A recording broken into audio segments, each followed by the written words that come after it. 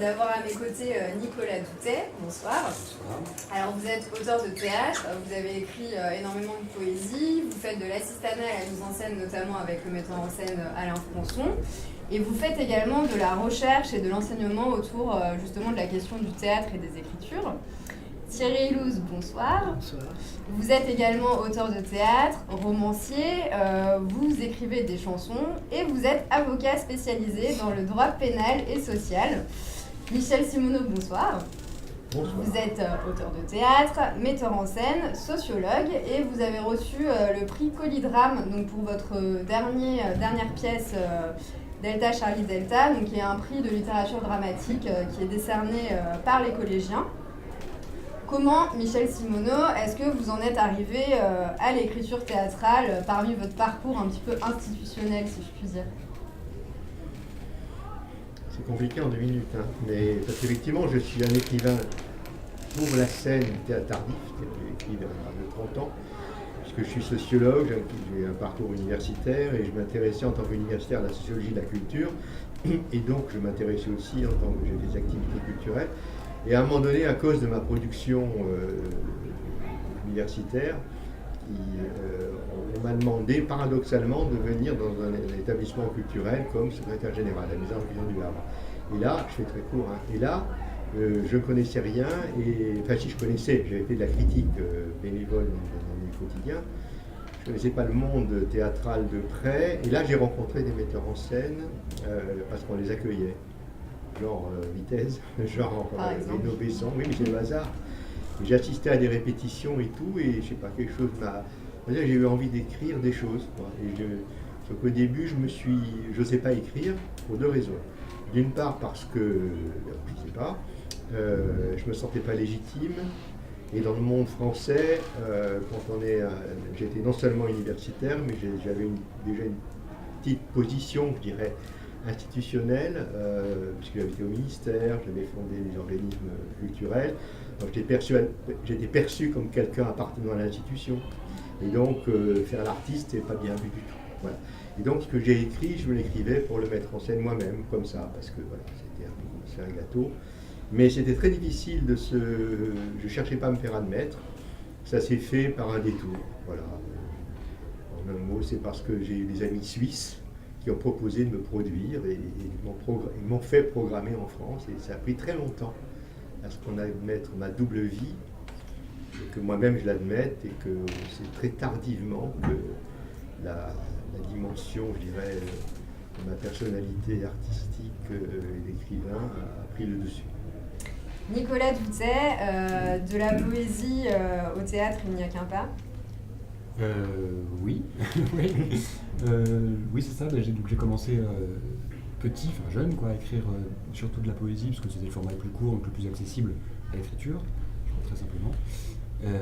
Et puis au fur et à mesure où j'avançais dans cette écriture-là, je me suis rendu compte que ce que j'écrivais était peut-être plus fait pour être dit ou agi que pour être juste lu dans le silence. En tout cas, les choses parvenaient mieux dans le silence, dans le dite, je veux dire, agi. Et du coup, j'ai commencé à aller progressivement vers l'écriture théâtrale. Et je crois d'abord pour cette question-là, c'est cette chose que j'aime beaucoup dans le théâtre, c'est qu'il y a une adresse directe, pas forcément une adresse frontale, c'est juste une des modalités de l'adresse, mais en tout cas, il y a la coprésence du public et des acteurs fait que faut que ça parvienne. Et voilà, donc j'ai commencé à écrire du théâtre, et puis je continue. Thierry Ilouz, comme on a pu le voir, vous expérimentez plusieurs formes d'écriture. Qu'est-ce que ça vous a amené en plus, le théâtre? Bah, déjà, ça m'a permis de rendre public, en quelque sorte, ce que j'écrivais. C'est-à-dire, j'ai toujours écrit. J'ai commencé très jeune, voilà, mais pour moi, secrètement, etc. Et au moment où effectivement quelque chose s'est imposé comme une voie de théâtre, parce que c'est un peu la question, peut-être on va y revenir bien sûr, sur pourquoi le théâtre, pourquoi certains textes sont du théâtre et pas autre chose, pas du roman, etc. Bah, à partir du moment où tout à coup une voix s'est imposée des théâtres, je me suis dit, je ne peux pas le garder pour moi, c'est un peu ce que disait Nicolas, c'est-à-dire qu'il faut à un moment l'entendre. Et c'est peut-être ce qui m'a permis de franchir ce cap, c'est-à-dire d'adresser un texte, de l'envoyer pour qu'il puisse avoir une vie au-delà de mon tiroir, de mon secret, voilà. Donc c'est effectivement c'est peut-être le théâtre qui a sorti l'écriture du secret, du silence. Voilà, c'était ça qui était intéressant. Et d'une certaine manière, c'est pour moi le théâtre, c'est-à-dire c'est ce qui sort du silence. Voilà. Et après, effectivement, j'ai quand même toujours continué à écrire sur toutes les formes, parce que écrire, c'est écrire, et que je voulais explorer des choses. Il reste toujours cette voie de théâtre particulière. Où est-ce que vous trouvez votre inspiration? Est-ce que c'est par rapport aux crises sociétales auxquelles vous êtes confrontés au quotidien? De quoi vous nourrissez? De tout et peut-être encore plus de ce que j'ignore, c'est-à-dire de tout ce que je connais, parce que c'est vrai que vous l'avez dit tout à l'heure, j'ai aussi une vie professionnelle, parce que même si j'ai toujours écrit, j'ai aussi continué, j'ai travaillé, je suis avocat, pénaliste, etc. Et effectivement, je croisais dans cette activité des choses qui ont à voir peut-être encore plus avec la voie du théâtre que le reste, c'est-à-dire que des sortes d'interpellations. Voilà, c'est un peu cette question-là. C'est-à-dire que je me dis qu'il y a quelque chose qui passe. J'ai mis longtemps avant d'écrire, même sur mon métier. J'ai écrit un roman récemment là, qui parle de la cour d'assises. Mais jusque-là, j'avais du mal. Alors que le théâtre, sous d'autres formes, parle très souvent de choses auxquelles j'ai été confrontée, que j'ai croisées. Quand on parle de réalité, Michel Simoneau, donc je reviens à votre dernière pièce, Delta Charlie Delta, vous vous êtes inspiré d'un fait réel. Je crois que c'était une nécessité pour vous d'écrire là-dessus, et je crois même que vous considérez cette pièce comme une forme d'aboutissement de votre écriture. Mais il y a en 2005, j'ai été artiste associé au Théâtre Gérard-Philippe à Saint-Denis. Le directeur était Alain Olivier à l'époque. Il m'avait demandé de venir parce que il avait envie, comme ça, comme à l'époque il ne savait pas trop, il faut écrire sur la ville. Hein. C'était des trucs un peu bateau. Il ne savait pas quoi faire, il m'a dit, toi tu sauras. Je ne sais pas, en tout cas. Voilà.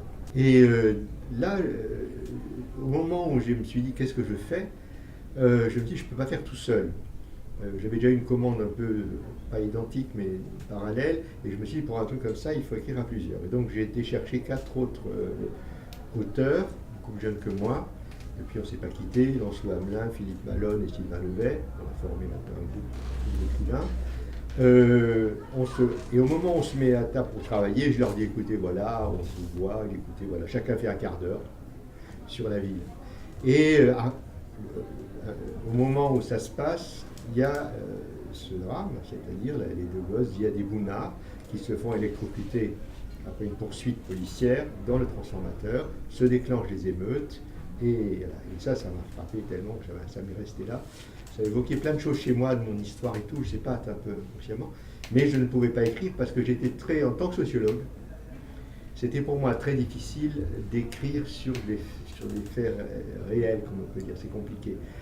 Surtout que je suis quelqu'un, enfin après ça c'est un autre débat, pas celui-là, mais je suis quelqu'un en tant que sociologue qui est très nourri de Bourdieu, et donc cette idée de mettre en scène la parole des personnes directement m'a toujours posé problème.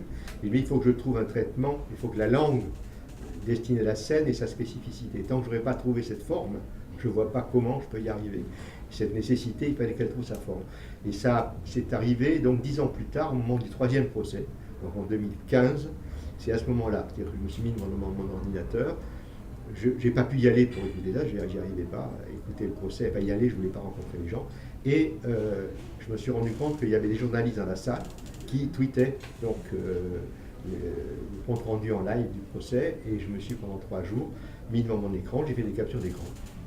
J'ai eu 3 jours de capture d'écran, et il y a eu 2 choses qui se sont passées. Factuellement, la découverte qu'il y avait un survivant. 10 ans plus tard, je découvre qu'il y a un survivant et qu'il est un mort-vivant. Alors là, ça a été pour moi une secousse très forte. Alors là, qui m'a renvoyé véritablement à une histoire, des personnels, l'histoire du survivant. Et puis, la forme, qui est venue des tweets, live tweets comme ça, qui est arrivé tout de suite, ce découpage du temps, qui est renvoyé au temps découpé, aux témoins, etc. Et là, il y a quelque chose qui est parti. À ce Nicolas Doutet, quand je lis vos textes, j'ai l'impression que vous, ce qui vous intéresse, c'est plus le processus en lui-même de l'écriture. Est-ce que je me trompe ? Non. Le processus de l'écriture, oui, sans doute. En tout cas, oui, quelque chose qui... essayer de faire... Enfin, je sais que quand j'écris, la première question que je me pose, c'est pourquoi c'est écrit pour le théâtre, et essayer de faire exister les conditions concrètes de spectateurs de théâtre. Comme je disais tout à l'heure, il y a des gens vraiment là, et c'est pas le cinéma, c'est pas la radio, c'est pas la littérature, c'est autre chose. Et c'est ça que j'essaye de mettre en volume. Alors, voilà, c'est une question de processus parce que c'est aussi une question de... Un film, quand on le voit, c'est qu'il est déjà fini. Alors qu'une pièce, c'est instant par instant, et c'est toujours du présent. Donc, essayer de voir comment l'écriture peut convoquer, aggraver, accentuer ce présent. Voilà, c'est des questions comme ça, essayer de faire en sorte que chaque parole soit une action, le lieu d'une action pour l'acteur, enfin voilà. Justement, comment on fait pour faire en sorte que quelque chose se passe ? Parce que si j'entends votre discours, vous avez vraiment envie de vous situer au plus proche du présent. Oui, j'aimerais bien, et alors comment on fait ? Je ne sais pas trop, on essaye. Non, mais c'est tout l'enjeu du théâtre, réussir à faire exister quelque chose. Oui, dans l'instant, alors... Je sais que ça m'a, pendant longtemps, là j'en reviens un petit peu, mais ça m'a mené à être assez, à avoir du mal à écrire de la fiction, un cadre fictionnel, etc.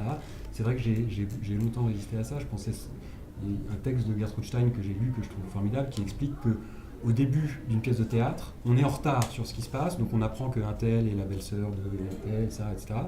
Et du coup on rattrape ce retard. Donc, pendant qu'on rattrape ce retard, il n'y a pas de présent, dit-elle. Donc c'est vrai qu'arriver dans un univers comme ça de but en blanc et que ce qui se passe au présent, ça, voilà, il y a quelque chose qui est difficile à négocier. Donc voilà, c'est ce genre de choses que je travaille. J'essaie de travailler. Thierry Ilouz, quel rapport est-ce que vous avez au présent ? Alors moi je pense à votre pièce J'ai tout, donc qui nous parle en direct de la chute d'un homme. Donc comment est-ce que vous appréhendez ce rapport au temps ? Le rapport au temps, c'est d'ailleurs, c'est un des aspects du théâtre en fait, c'est-à-dire c'est aussi cette force-là, c'est que le temps du théâtre, on dit toujours ça, mais c'est vrai que c'est extrêmement aigu, extrêmement fort, c'est que le temps du théâtre, c'est le temps du spectateur, c'est-à-dire que on va vivre quelque chose ensemble. Donc le déroulé d'une pièce de théâtre, c'est quelque chose qui attrape, qui est ici, maintenant. C'est éphémère, ça ne durera pas, c'est ici. Donc le temps coïncide complètement et je crois c'est peut-être l'aspect le plus fort, le plus peut-être...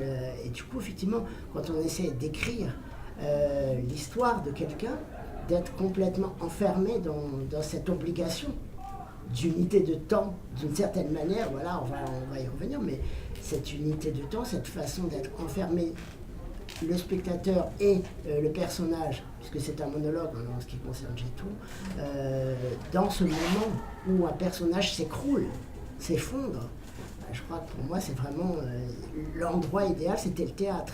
C'est-à-dire que c'est devant nous, c'est avec nous, c'est en même temps que nous. Voilà, c'est ce qui m'intéressait.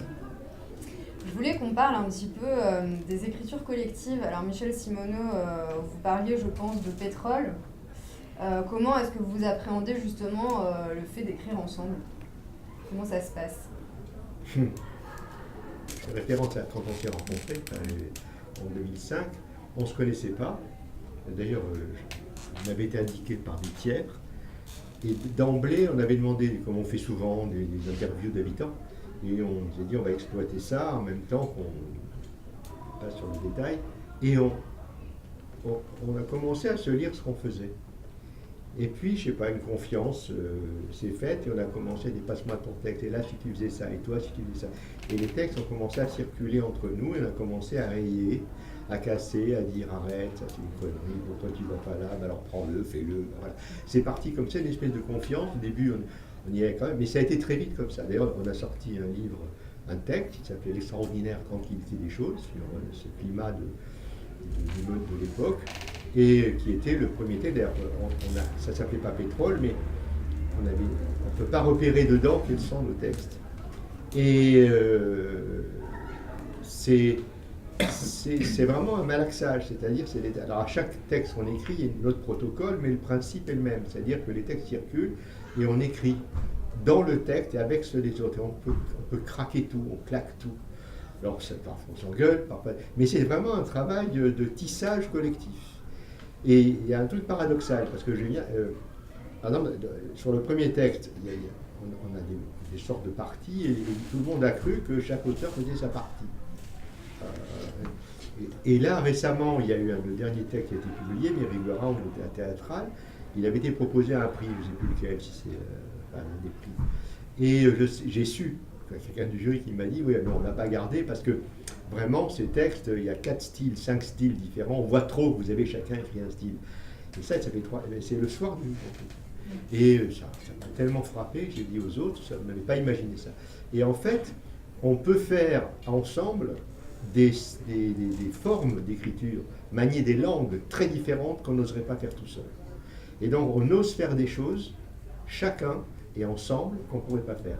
Et du coup, je crois que l'évolution des écritures singulières de chacun a beaucoup changé. Moi particulièrement, mais je sais que les autres aussi. C'est-à-dire ça fait péter les cadres et on peut explorer des choses qu'on n'aurait pas explorées. Je sais que mes 2 derniers textes n'auraient pas pu être écrits sans ce passage-là. C'est vraiment du tissage. Mais c'est une grande confiance. Oui. Alors, vous parlez de cohésion des styles. Nicolas Doutet, vous avez participé à l'écriture de Notre Faust. Donc, vous étiez 6 auteurs. Comment justement est-ce qu'on fait? Donc moi, c'est une pièce que j'ai vue. On distingue pas forcément les styles si on ne le sait pas. Vous avez réussi à créer une linéarité. Comment est-ce que vous avez travaillé justement tous ensemble? Ça rejoint beaucoup ce que vous dites, c'est-à-dire que ça fait sauter un verrou. Il y a quelque chose qui se libère. Le fait qu'on soit à 6, on se réunit d'abord en amont. Robert Cantarella, qui dirige qui a monté en scène la série, qui écrivait aussi, et Stéphane Bouquet, on pensait un scénario et on en discute, on se distribue des séquences, plus ou moins chacun. Et ensuite on part et on écrit à l'aveugle, c'est-à-dire sans du tout savoir ce que font les autres. Et avec des souvenirs de ce qu'on s'est dit pendant la réunion, mais voilà, on écrit à l'aveugle. Donc on est un peu perdu, mais c'est aussi le plaisir de ça. Et ensuite vient l'étape, puisque le texte bouge beaucoup, et il bouge beaucoup, y compris en répétition. Ça fait partie du projet, c'est que les auteurs sont là en répétition et peuvent réécrire aussi en fonction de ce qu'il y a sur le plateau. Donc voilà, c'est encore une autre modalité d'écriture. Là, on n'est pas dans la tranquillité de son bureau, mais il faut vite écrire parce qu'à 16h, ils arrivent et ils vont travailler la scène, donc il faut que la scène soit prête. Mais j'ai oublié la question en cours de route, mais Non, mais vous avez répondu, mais du coup, le fait d'être là en direct et de réécrire sur le moment, quelle relation vous appréhendez avec la scène à ce moment-là? Vous entretenez avec la scène? Comment dire? On a une idée de la couleur, on a une idée de température, de style ou de référence stylistique que Robert ou les acteurs nous donnent. Donc on écrit, c'est un petit peu comme une écriture de commande. Ce qui permet aussi, je reviens là-dessus, de libérer quelque chose. Parce qu'on n'est pas... voilà. C'est comme de l'écriture de genre. On peut varier les genres. C'est quelque chose sur quoi Robert travaille beaucoup, l'hétérogénéité des genres et voir comment quelque chose peut se construire. Oui, alors est-ce que vous êtes influencé, Nicolas Doutet, par le comédien qui se tient en face de vous quand vous écrivez en direct? Oui, bien sûr, par sa manière, son phrasé, son imaginaire, etc. Et en même temps, pas trop. Voilà, c'est-à-dire qu'il y a toujours une part de l'écriture qui est involontaire ou qui est non perçue. Donc on fait ce qu'on peut, quoi. Pour en revenir à vos textes à vous seuls, comment est-ce que vous appréhendez, quel rôle, quel regard est-ce que vous adoptez quand on monte une de vos pièces? Curieux. Ouais, curieux, plein d'excitation et de voilà, qu'est-ce qui va arriver. Parce moi j'imagine beaucoup, mais j'attends de voir qu'est-ce que ça peut donner. Est-ce que vous pensez que vous avez votre mot à dire? Quelle est la part de liberté dans tout ça? Je pense que la part de liberté est totale parce qu'on change de médium. Donc c'est comme passer d'une peinture à une sculpture. Voilà, les lois du plateau sont les lois du plateau. Mais je pense en même temps que l'écriture peut penser quelque chose du plateau, bien sûr. Voilà. Et donc, quand dans des répétitions, si on me demande mon avis sur une question de texte, une question même d'agencement des éléments scéniques entre eux, je suis ravi de le donner. Mais je pense pas être pas. Non. Thierry Illouz, on en revient à J'ai tout, donc il y a un seul en scène.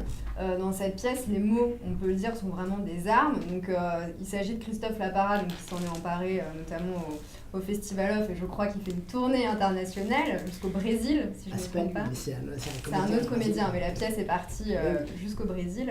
Est-ce que vous, justement, vous vous octroyez un droit de regard sur la direction des armes qui siègent dans ce texte ? Non, c'est un peu pareil, c'est-à-dire que moi, c'est intéressant parce que là on parlait des écritures collectives. Moi, j'ai jamais écrit de cette manière au théâtre. J'ai écrit des chansons avec Marie notamment, mais c'est vrai que j'ai jamais écrit. Mais je pense que le théâtre est toujours une écriture collective. C'est-à-dire que on n'est pas seul. Il y a un comédien, il y a un metteur en scène, et ça, pour moi, c'est de l'écriture. À partir du moment où effectivement quelque chose se produit autour de la langue, autour du mot, autour de la phrase, autour du verbe, c'est de l'écriture. Donc d'une certaine manière, tout le monde écrit. C'est toujours pour moi, c'est toujours une écriture collective. Et du coup, c'est un peu pareil, c'est-à-dire je respecte le travail de l'autre. Il me fait aussi sortir de moi-même. C'est un peu le metteur en scène, le comédien. J'ai pas envie d'imposer. J'ai fait ma part en quelque sorte. Et après, je suis très curieux, très attentif, très angoissé peut-être, mais ça m'intéresse ce que l'autre fait, parce que de toute façon, le spectateur fera ça. Même le lecteur fait ça. Et d'un roman, etc., ça m'intéresse que l'écriture soit prolongée, qu'elle soit continuée, que du coup, moi, à partir de là, je suis le spectateur de ce qu'on fait de l'écriture première, de ce que j'ai pu proposer. Et du coup, voilà, je passe le relais. J'interviens très peu, j'assiste très peu aux répétitions. J'y vais un peu une fois pour calmer un peu mon inquiétude, mais c'est tout. Et vous n'avez jamais été déçu du résultat ? Jusque-là, non, je ne sais pas, mais c'est vrai que peut-être que je me dis que je suis à un autre endroit. C'est-à-dire qu'après, je suis en lutte avec moi-même. Quand j'écris, j'espère faire mieux, j'espère à chaque fois améliorer mon texte, mais après, les autres, j'essaie de lire leur lecture, de comprendre comment les gens se sont emparés du texte, comment ce qu'ils en ont fait, ce qui les a touchés. Alors Michel Simoneau, vous écrivez à la base vraiment pour mettre en scène, parce que vous êtes metteur en scène, je sais que vous avez mis en scène beaucoup de vos textes. Quelle liberté, vous, est-ce que vous octroyez ? Parce que je crois que c'est assez important pour vous quand même, ce rapport physique et symbolique à la langue. Donc s'il n'y a pas ça dans la mise en espace de vos textes... Mais ça marche pas. Voilà.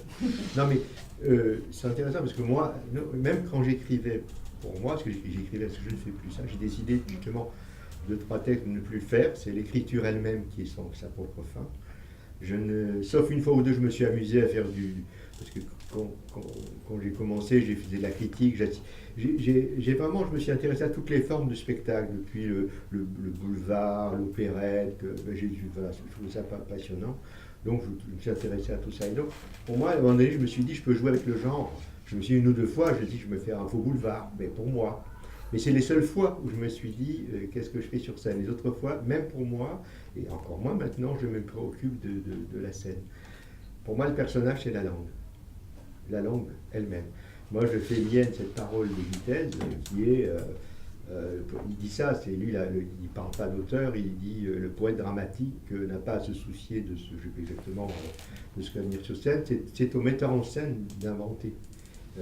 C'est un défi qu'on lance au metteur en scène. Et je pense que c'est très important.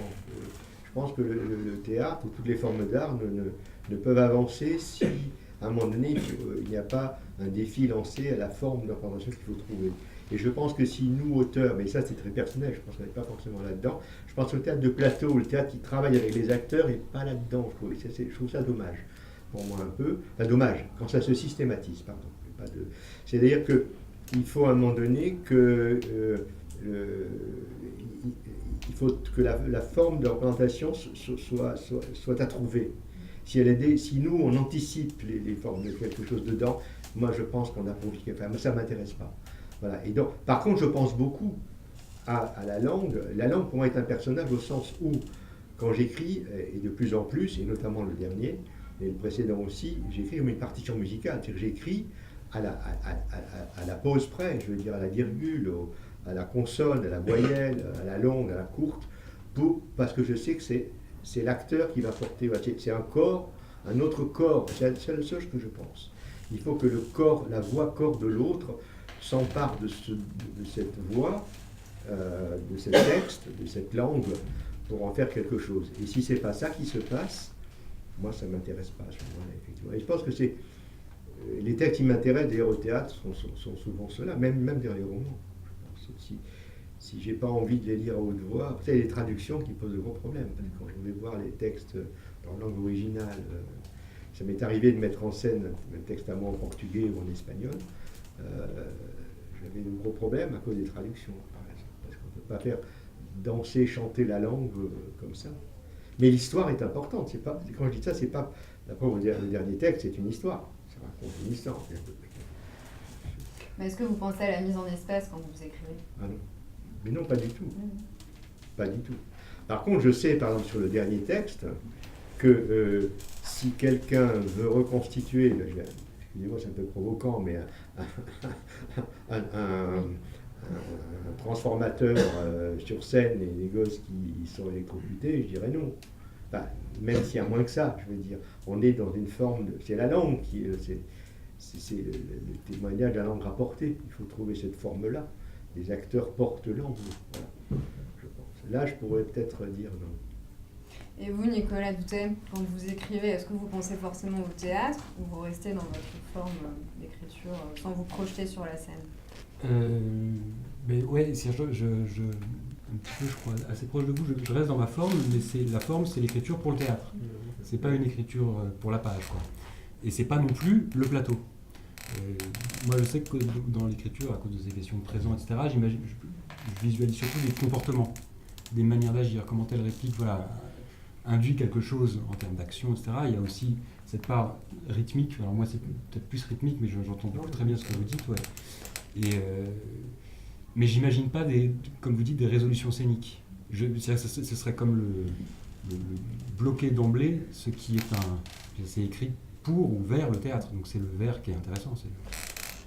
Moi, c'est pas Thierry Elouz, on peut parler de rythme aussi dans votre écriture. Ah, c'est quelque chose qui m'importe, en tout cas. Ouais, le rythme, oui, parce que c'est aussi le souffle.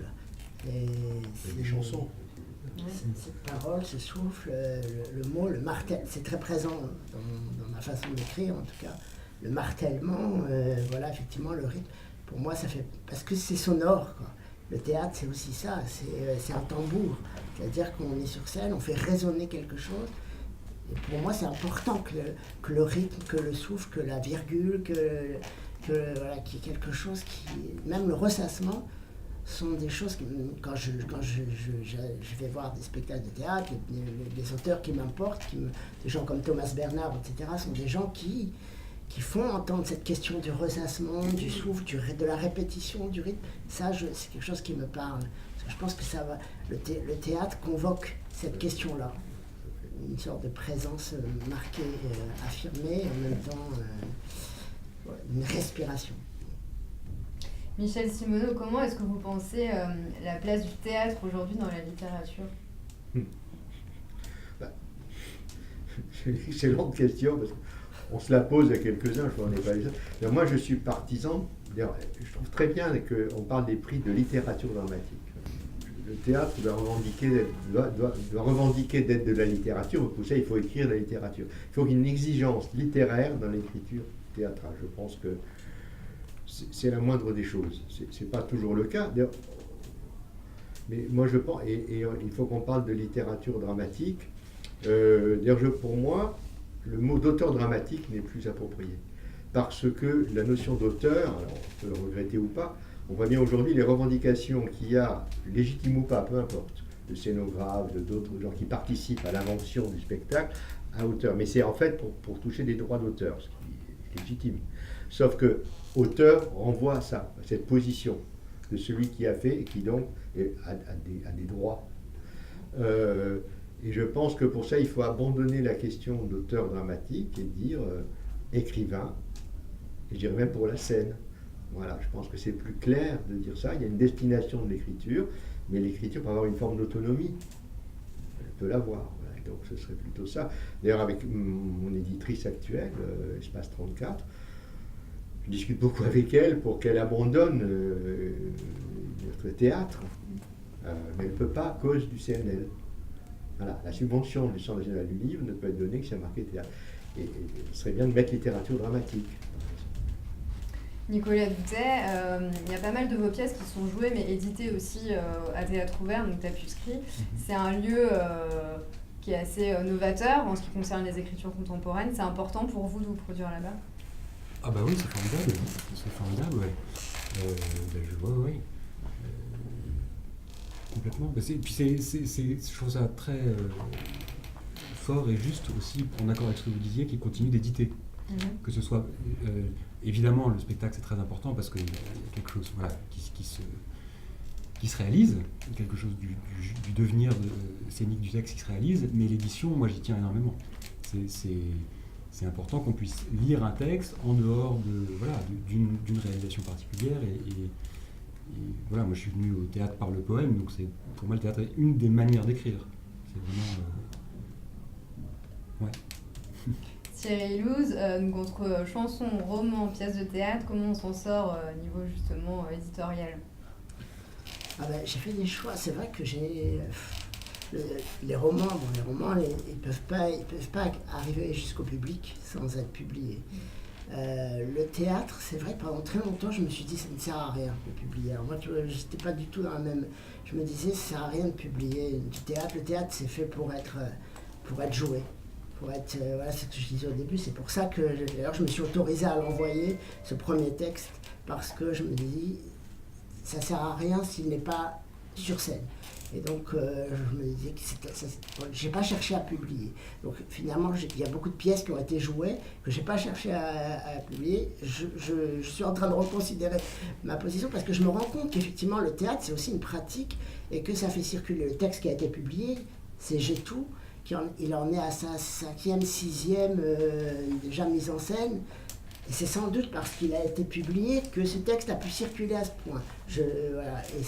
Et donc, effectivement, il y a ce côté-là. Mais, au fond, moi, il reste quand même cette idée que le théâtre, il faut que ce soit... Alors, je suis tout à fait sensible à la question de la langue. C'est vraiment le cœur de ce que j'essaye de faire. Mais la langue, le verbe, pour moi, ça devient du verbe sur scène.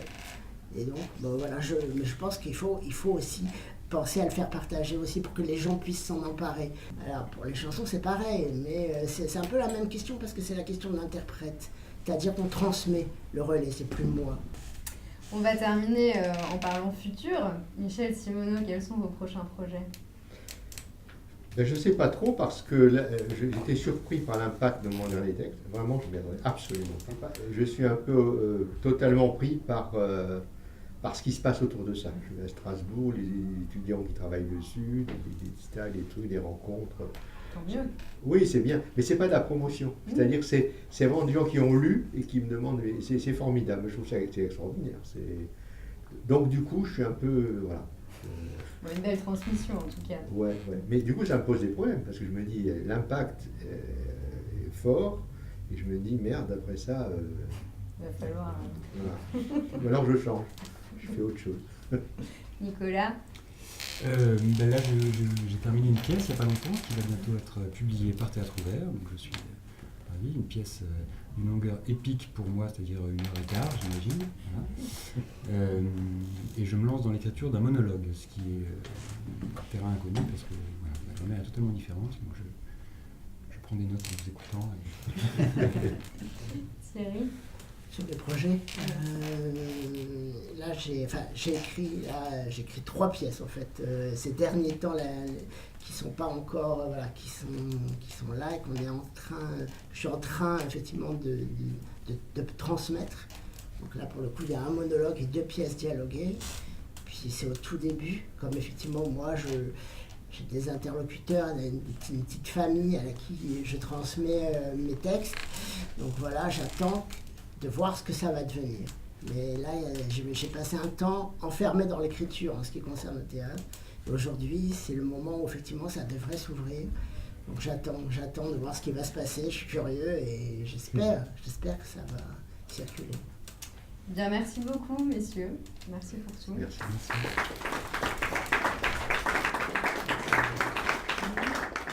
que les auteurs que vous êtes, est-ce que vous fréquentez beaucoup le théâtre? Est-ce que pour être un auteur de théâtre, il faut aller beaucoup au théâtre pour savoir ce que font les autres, ce qu'écrivent les autres?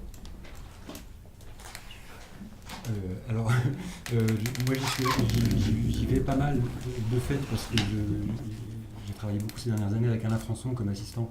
Donc j'ai vu une bonne 60aine de fois la même pièce même. Donc j'y suis allé beaucoup. Pour l'écriture, c'est vrai que j'aime y aller, mais j'aime aussi la lire. Je trouve qu'on se rend... Enfin voilà, ça évoque beaucoup de choses de les lire. C'est pas du tout la même expérience, je trouve. Est-ce que vous allez au théâtre en période d'écriture ou est-ce qu'il faut se retirer un peu de monde du théâtre pour s'isoler un peu pour introduire? Non, ça moi j'arrive à y aller. Vous avez une question Si on va au théâtre, c'est ça? Oui, est-ce que c'est un besoin pour nourrir vos processus d'écriture? Oui, moi je vais beaucoup au théâtre, je peux y aller même quand j'écris. Je pense qu'au contraire ça pousse, parce qu'il y a quand même, il y a toujours, pour moi en tout cas, c'est toujours difficile, le théâtre, c'est toujours de s'autoriser cette chose-là. Et le fait d'aller au théâtre, c'est comme, ça aide, ça pousse dans le dos. Et quand on voit des belles choses qui portent, on se dit, oui, il faut être là, il faut essayer de participer à ça. Et du coup, j'y vais beaucoup, ça me pousse, ça me stimule. Moi, en tout cas, j'en ai besoin. Ça me rassure de me dire qu'il y a un endroit où, effectivement, il se passe quelque chose. J'espère que je vais pouvoir faire ça, voilà. Donc, quand je suis heureux au théâtre, bien évidemment. On va au théâtre, on n'est pas toujours heureux de ce qu'on voit, mais pour moi, ça m'aide. Oui, même question, je suppose. Oui, mais par période, j'ai beaucoup été au théâtre. Beaucoup. J'y vais moins, très franchement. Je suis souvent un peu déçu. Enfin, disons, ça ne correspond pas aux choses que j'imagine. Donc j'ai un peu parfois des sentiments d'inutilité. Enfin, d'inutilité, c'est un côté un peu de ma part présomptueux. Je veux dire pas là que ça ne correspond pas. Voilà. C'est pas un jugement moral sur la non-valeur. C'est-à-dire, voilà, moi, je ne me sens pas forcément concerné par tout. Et pareil, j'ai beaucoup besoin de lire, de plus en plus. Et je pense que l'écriture devient le centre de notre enjeu. Alors, on va au théâtre peut-être pour vérifier ce que donne l'écriture. Je dirais, voilà. Mais le cinéma est très important, pour moi, très. Et le polar est important, parce qu'il y a une sorte de rythme. La lecture du présent, par exemple. Dans le roman policier, dans la série aussi, à la télé. C'est très important, cette question du temps. Que la série ne traite pas du tout comme le temps ou d'autres cinéastes pour lesquels le temps, comme Tarkovsky ou d'autres, pour lesquels le temps est en fait inverse à celui de la série ou de l'histoire. C'est plutôt ça, quoi.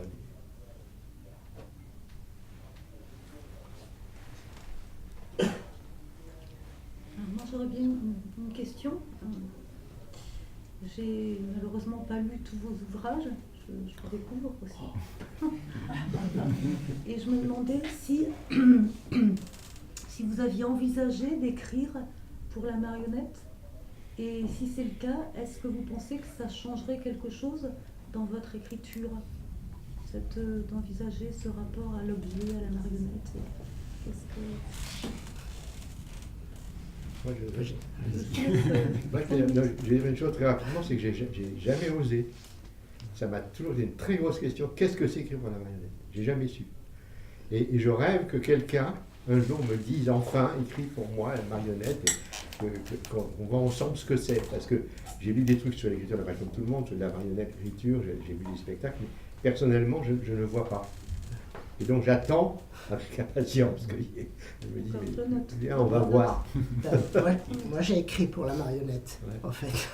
J'ai écrit pour la compagnie Émilie Valentin, qui est une compagnie formidable, et qui invente aujourd'hui un répertoire d'auteurs contemporains pour la marionnette.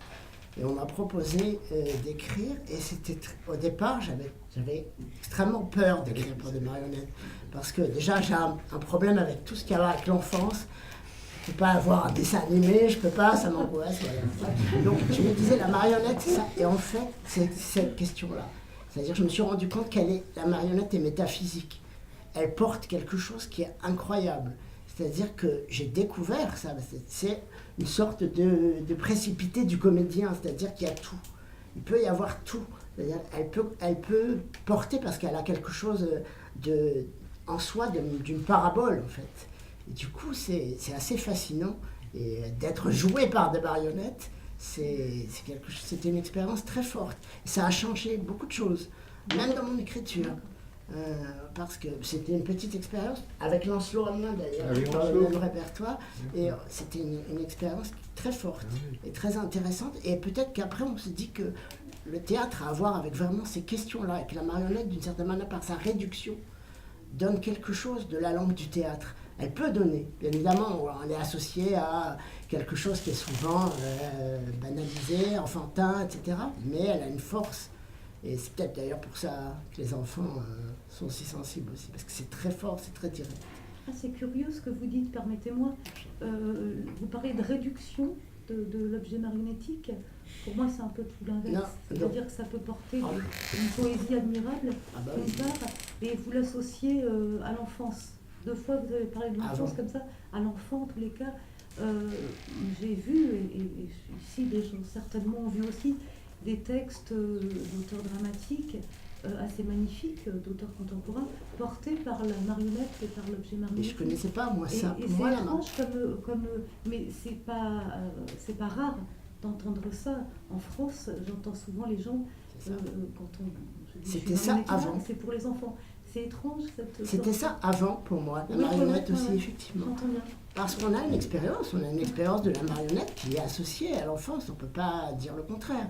Après, effectivement, quand on se confronte, en plus on a rencontré la compagnie qui nous a montré les marionnettes, on a vu que il y avait des personnages, il y avait des présences, il y avait des entités, il y avait c'était métaphysique.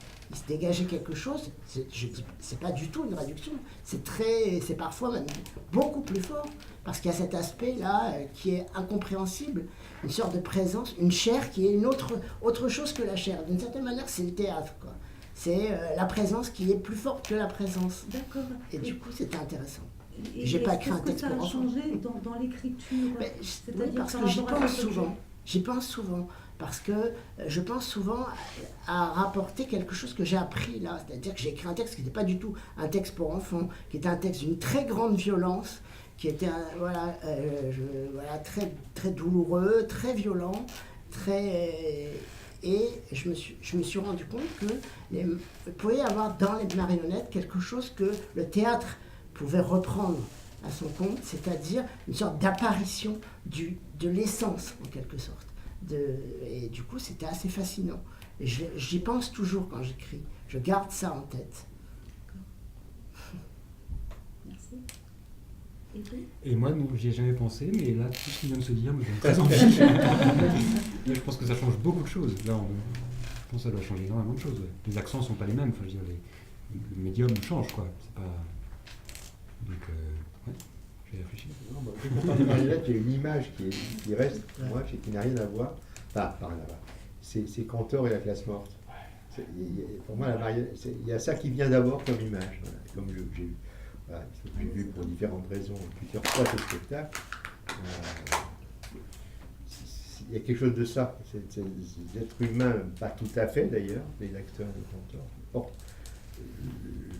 se portent des choses sur le dos, il y a quelque chose de... C'est tellement puissant. Alors, auriez-vous envie d'écrire pour la marionnettiste qui est sur les murs? Alors, je précise, Marinette Béani ici et la photographe qui utilise le schéma Ah, de la marionnettiste. C'est une marionnette du Cachenbein. Oui, je le connais bien sûr. Cachenbein, bien sûr. Je pense que c'est mythique, ça. Faut oser. Sans vous parler de la marionnette, une question pour Nicolas Duthé. Quand vous travaillez sur Faust, qui est quand même un énorme morceau, comment on approche un thème mythique, mythologique, comment ça se construit, même dans le rapport avec les autres auteurs, Noël Renaud, Campanella, etc. Les discussions sont très libres, ouvertes. Il n'y a pas de référence privilégiée sur d'autres. On se nourrit un peu, on fait tout bois en fait. on relit. Alors, pour la première saison, on avait relu Marlowe, Goethe, etc., etc. Et puis aussi, je ne sais plus, Robert en avait parlé de... Ah, il m'échappe, une série. Enfin bref, voilà, art, tout, on se nourrit de beaucoup de références stylistiques. Et puis, voilà, il y a quelque chose de très commun et de très... C'est comme un geyser d'idées. Puis après, on laisse retomber, on voit... je ne sais pas si ça répond à peu près. Oui, du coup, il n'y a pas de complexe de s'attaquer à des... Enfin, voilà, quand on travaille... je sais pas, du coup, ça s'est passé à la table aussi. Enfin, comment ça se passe, ce genre d'écriture collective? Oui, alors... Vous travaillez chacun de votre côté et vous assemblez... Exactement, voilà, ouais. Il y a plusieurs réunions d'abord à la table ensemble, où on discute, etc., du scénario, de l'ensemble du découpage en épisodes, etc. Ensuite, on écrit chacun de notre côté. Ensuite, on se retrouve tous avec l'ensemble, on monte, on coupe, etc. Et puis, ça recommence.